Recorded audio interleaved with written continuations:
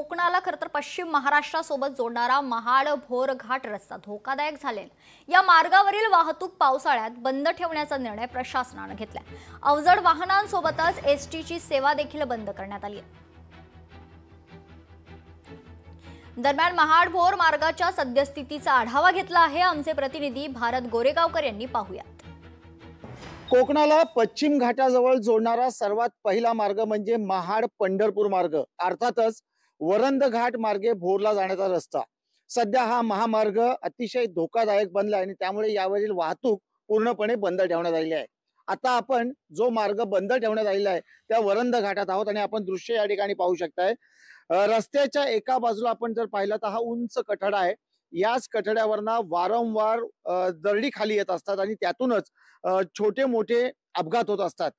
गेल्या 2-4 वर्षामध्ये मोठ्या स्वरूपाच्या दरडी खाली आल्या आणि त्यामुळे हा महामार्ग देखील खचला होता. ज्या ठिकाणी महामार्ग खचला आहे तो दुरुस्त करण्याचं काम सार्वजनिक बांधकाम विभागाने हाती घेतलेलं आहे.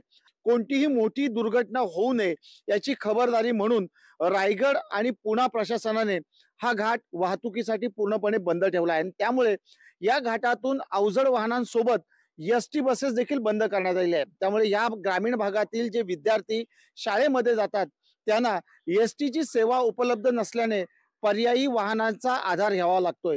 व्हिडिओ जर्नलिस्ट ओम गोरेगावकर सह भारत गोरेगावकर, लोकशाही मराठी, रायगड.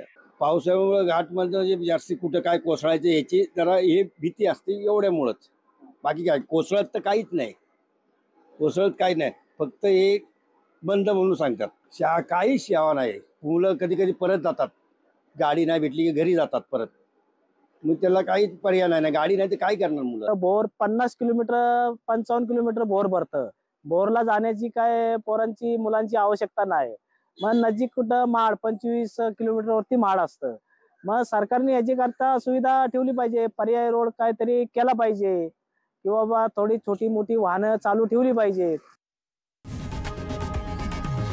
लोकशाही मराठी ऐका, पहा, जागरूक रहा.